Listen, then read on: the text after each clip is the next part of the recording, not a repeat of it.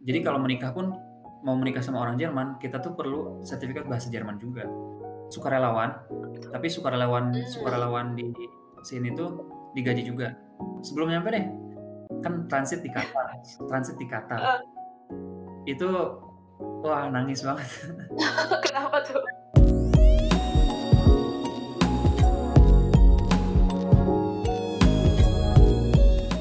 Halo Sobat Laskar, kembali lagi bareng Selasar Kampus, tempat bercerita buat kita semua.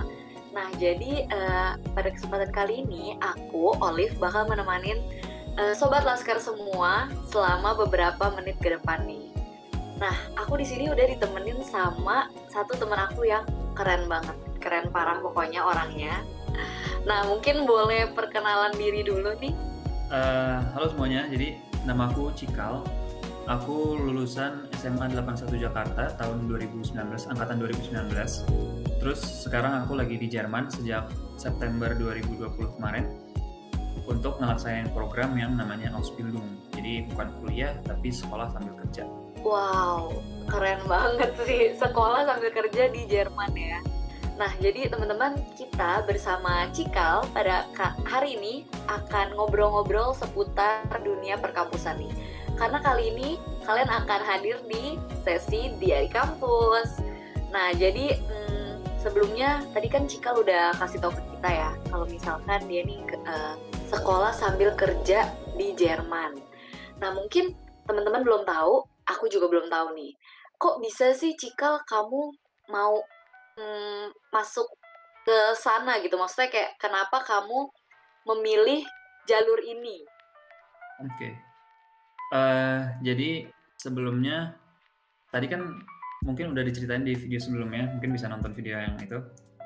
Jadi aku intinya ya, aku dari dulu emang pengen kuliah di luar negeri. Emang udah pengen banget kuliah dari luar negeri. Terus dulu pertama mutusin Singapura, tapi karena Singapura kemahalan dan emang susah banget juga masuknya, mutusin buat mana aja lah, Malaysia, Hong Kong, Australia, pokoknya luar negeri. Tapi saat itu akhirnya pas pelajaran BK ada yang masuk dari agensi belajar bahasa Jerman. Di situ aku dapat presentasi tentang pendidikan di Jerman, tapi secara khusus kuliah pada saat itu. Jadi kuliah di Jerman itu gratis, tapi sebelum kuliah kita harus ngelaksanain program namanya eh, Abitur atau Student Collect.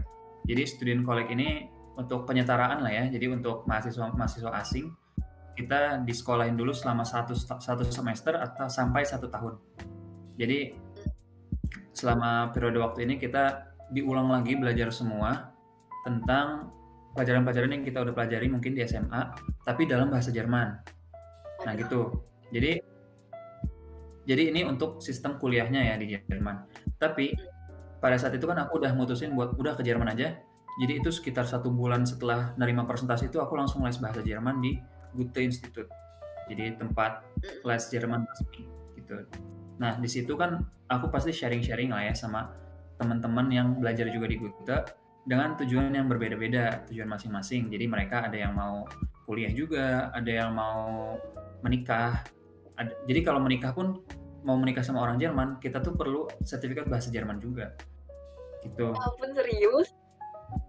Iya, walaupun nggak terlalu tinggi sih, level paling rendah. Jadi tapi harus ada. Terus ada FSJ itu tuh semacam Freiwillige apa ya bahasa Indonesianya? Sukarelawan. Tapi Hmm, sukarelawan di sini tuh digaji juga. Jadi ini hmm, tuh program sukarelawan selama 1 tahun kita digaji juga. Ada yang mau itu, ada yang mau Ausbildung. Nah, setelah sharing-sharing gitu, aku mulai tertarik sih Ausbildung ini. Jadi aku mikirin lagi kenapa aku mau kuliah, kenapa aku harus kuliah. Jadi pas dengar program Ausbildung yang aku kerja dan sekolah juga, sekolah kan sama-sama belajar sama kuliah. Mungkin beda beda materinya, beda sistemnya, tapi sama-sama belajar dan langsung kerja juga dapat gaji juga. Jadi aku mikir kalau aku kuliah di Jerman, walaupun aku gratis, tapi kan tetap aja perlu biaya. hmm. Jadi minta-minta dari orang tua kan pasti. Jadi ya udah dengar program yang kayak gini, dapat gaji juga, dapat belajar di Jerman juga, kenapa enggak gitu. Akhirnya aku mutusin buat masuk program ini. Oke, keren sih. Soalnya aku lihat Cikal bisa ngomong kayak gini soalnya menurut aku itu keren banget karena kebanyakan dari kita, aku ngerasa bahkan mungkin aku juga termasuk ya, kayak memilih jalur kuliah tuh semata-mata karena ya emang itu yang biasa orang lakukan gitu kan. Sedangkan Cikal bisa mikir lebih dari itu dan bahkan mikir kayak kenapa sih harus kuliah atau dan menemukan pilihan yang lebih baik nih daripada kuliah. Keren. Lebih Oke. baik pada masing-masing ya. Iya benar Nggak banget. Jadi balik lagi ke keinginan dan tujuan hidup sobat laskar masing-masing lah ya. betul banget. Nah aku mau nanya-nanya nih, waktu pertama kali ke Jerman nih, waktu baru nyampe, kayak dan hidup sebentar gitu di sana ya, itu kayak ngerasa culture shock gitu gak sih? Gimana ya?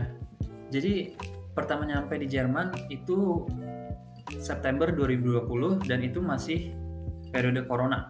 Udah corona dan masih corona. Jadi yang pertama lah ya, jangan gak usah ngomongin corona dulu.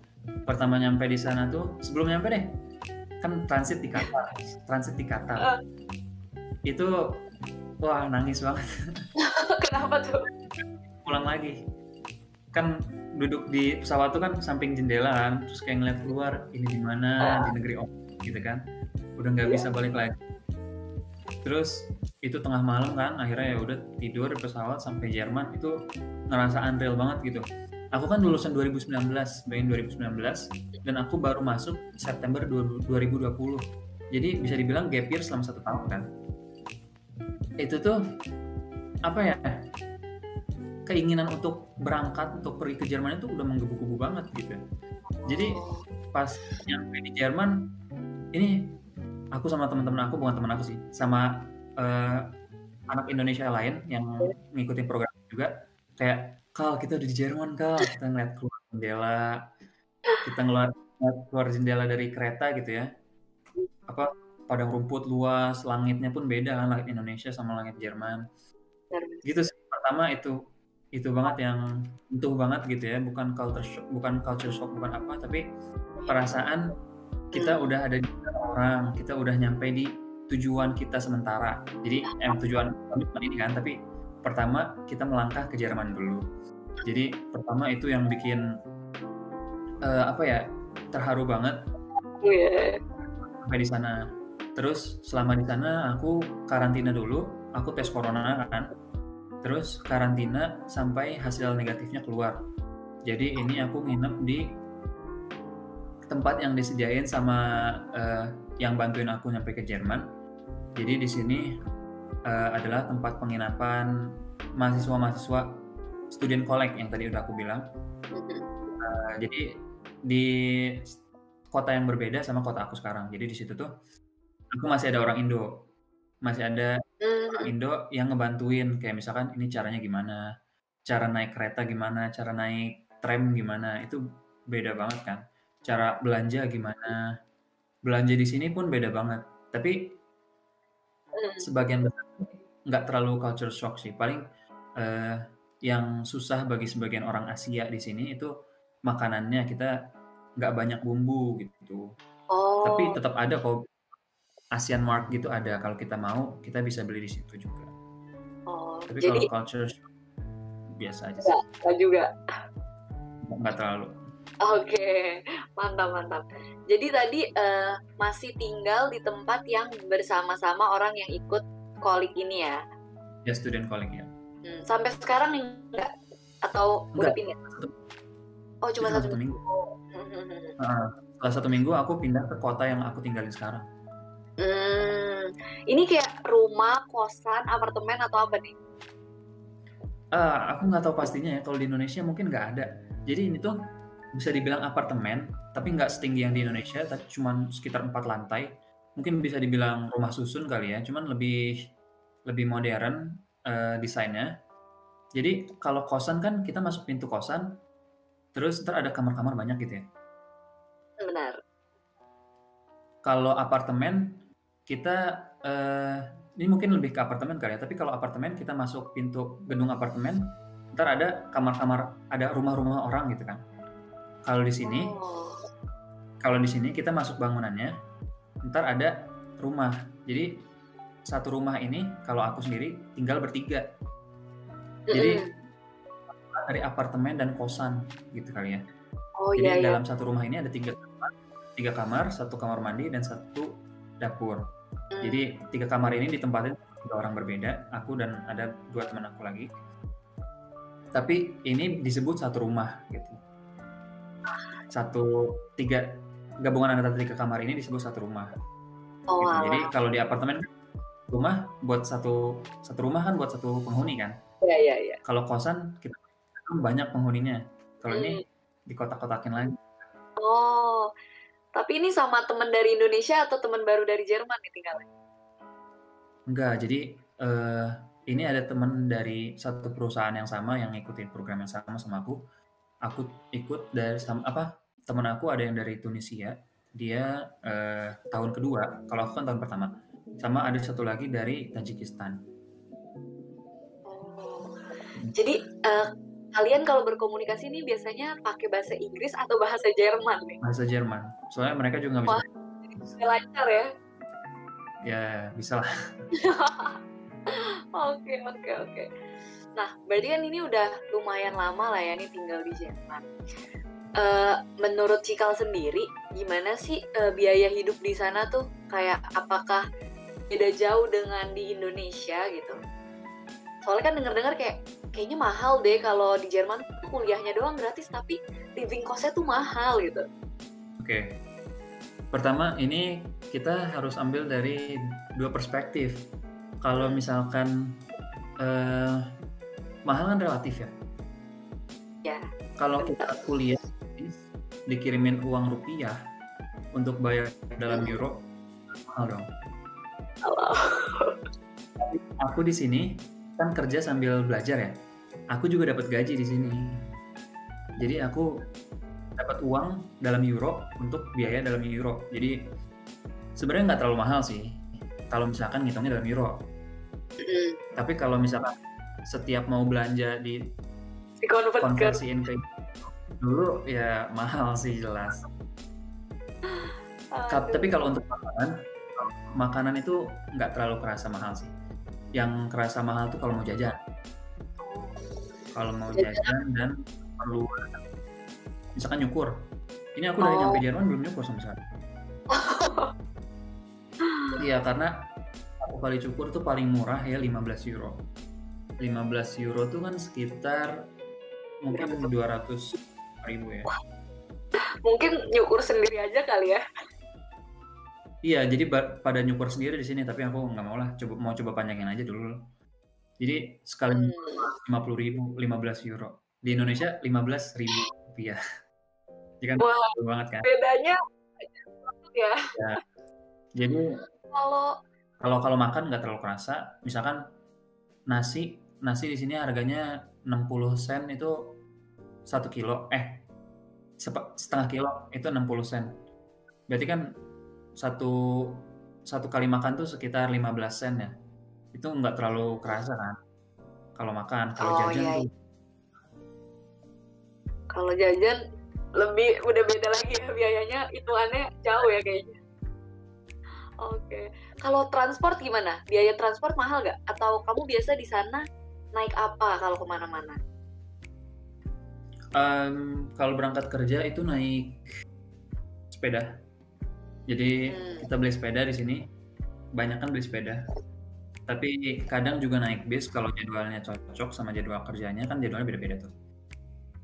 Tapi kalau misalkan mau ke tempat lain gitu ya, mau jalan-jalan, kita pasti naik kereta kalau nggak naik bis. Nah, kalau di untuk aku sendiri, jadi kan aku jelasin dikit ya. Jadi nama programnya itu Ausbildung. Nama orang yang memberi pekerjaan ini namanya Ausbildender. Oke. Aku sebut Auszubildender. Oke. Nah, singkat sebagai Azubi. Ausbildender. Jadi Azubi gitu kan ya. Jadi aku sekarang bakal merefer diri aku sebagai Azubi ya. Nah, sebagai Atsubi kita di sini ada fasilitas namanya tuh Atsubi Karte. Jadi tiket Atsubi kita di sini tuh bayar per bulan sekitar 50 euro. Emang mahal sih kalau dikonversiin ke Indonesia, 50 euro per bulan. Tapi dengan tiket ini kita bisa naik kereta atau bis sepuasnya di satu Bundesland. Jadi kalau aku Bundeslandnya Thüringen, di sini aku bisa kemana aja di Thüringen dengan bus dan kereta. Kecuali Oh, satu kota gitu ya bukan maksudnya? kota. Bundesland tuh kayak provinsi lah ya mungkin di Indonesia. Oke. Emang biasa kalau nggak pakai sesuatu kartu yang bikin kamu dibayarin itu, Ya, biasanya berapa tuh sekali pergi misalkan? misalkan ke kota sebelah aja ya, yang paling dekat yang jarak itu cuma 15 km naik bis. Itu 4,2 sekali jalan, 4,2 euro. Lumayan sih. 90.000. Jadi bolak-balik 180.000 padahal cuma 15 km gitu. Kalau Beda banget sama kereta Indo ya. jangan dikonversi kalau misalkan di sini. Iya.